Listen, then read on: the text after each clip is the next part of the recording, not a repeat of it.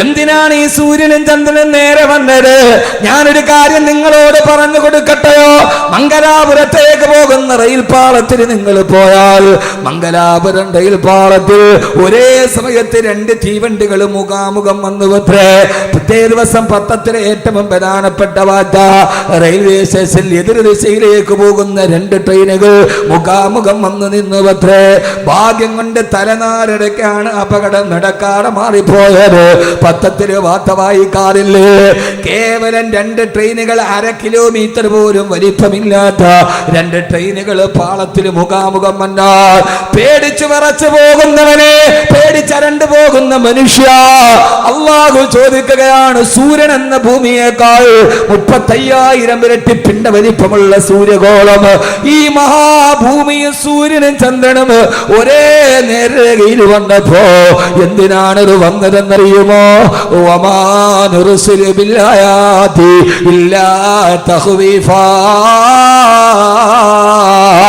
ചന്ദ്രഗ്രഹണ നിസ്കാരം നിർവഹിച്ചത് എന്തിനാ? ഞാൻ എന്റെ വിഷയത്തിലോട്ട് കടന്നു വരട്ടെ. അല്ലാഹു പറയാണ്, എന്തിനാണ് സൂര്യഗ്രഹണം നടന്നത്, എന്തിനാണ് ചന്ദ്രഗ്രഹണം വന്നത്? ഇതെല്ലാം ഒരേ രേഖയിൽ വന്നത് എന്തിനെന്നറിയോ?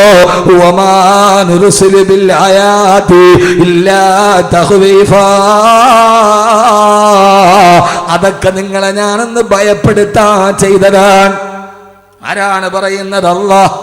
ഇവിടെ നോക്ക് നിങ്ങൾ, അല്ലാഹു പറയാണ്, ഞാനിതൊക്കെ ചെയ്തത് എന്തിനെന്നറിയോ?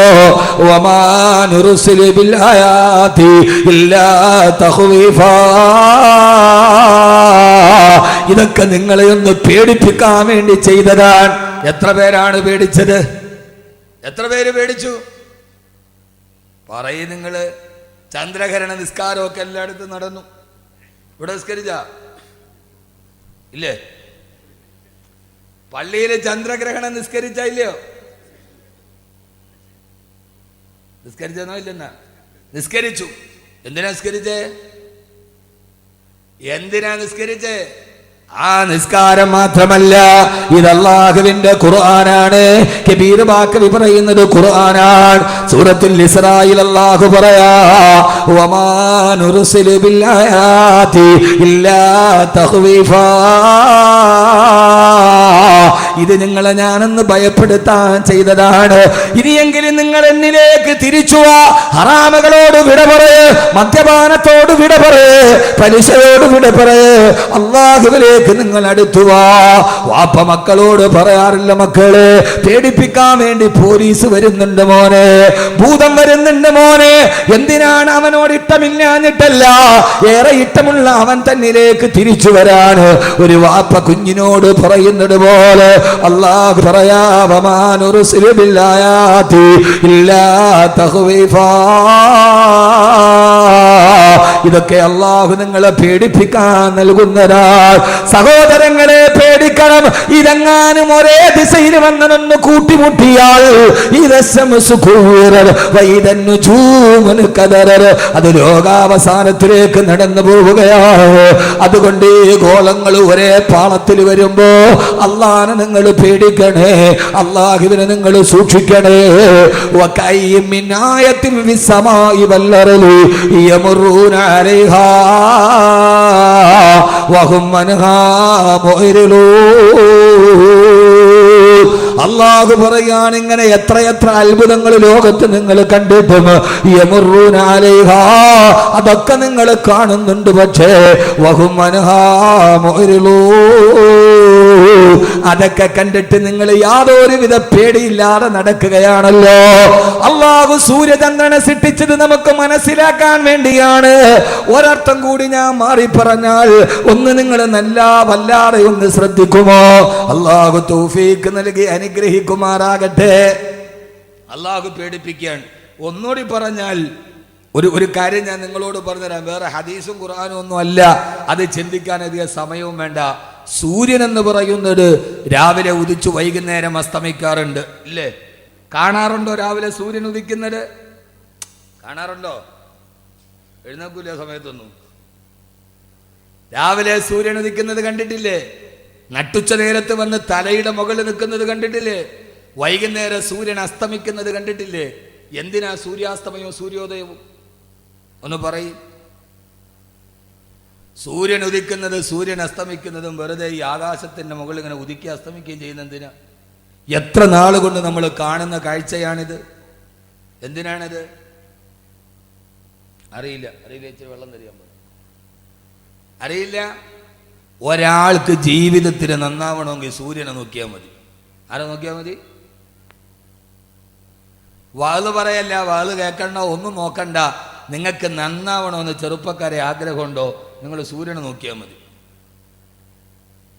നിങ്ങൾ അന്തം വിട്ട് നോക്കുകയാണ്. ഇപ്പോൾ ഇയാളിപ്പോൾ എന്താ പറയണത്? ഞാൻ ഇങ്ങനെയൊക്കെ പറയൂ.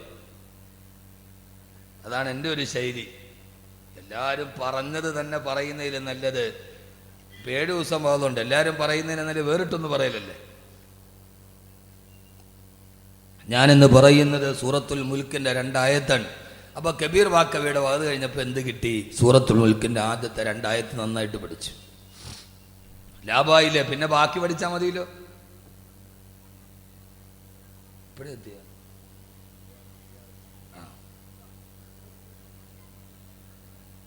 അള്ളാഹുവിന്റെ ഖുർആൻ പറയുകയാണ്, അള്ളാഹു സൂര്യനെ നൽകിയതെന്തിനാണ്?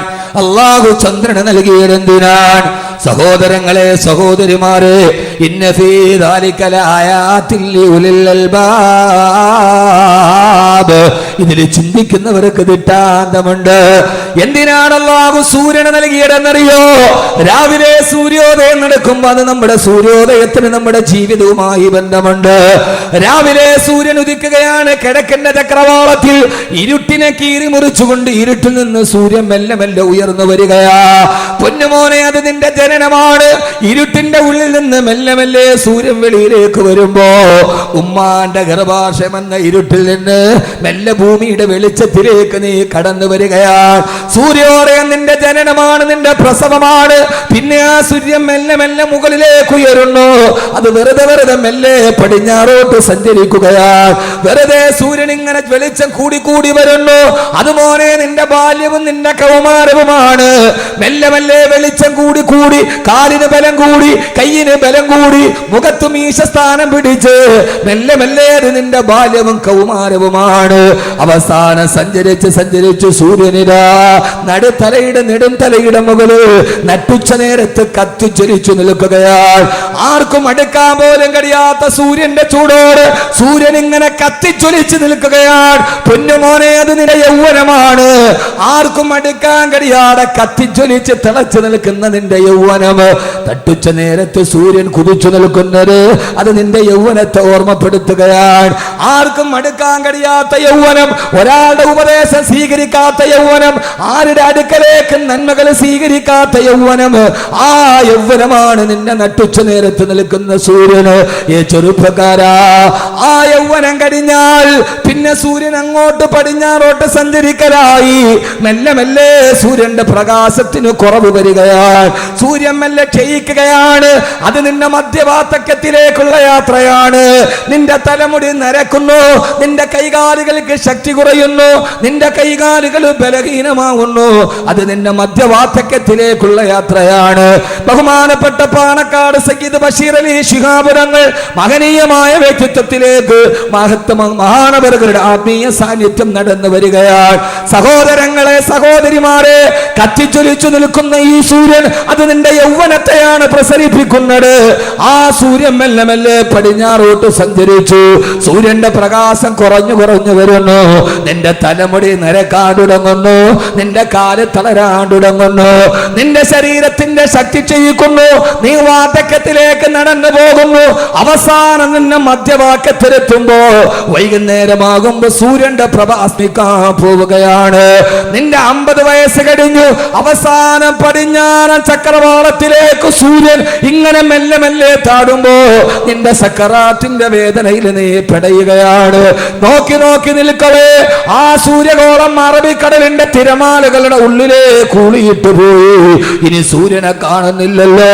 നീയുമതാ മണ്ണിന്റെ അടിയിലേക്ക് നടന്നുപോയി. നിന്നെ മേലാരോ മണ്ണിട്ട് മൂടി.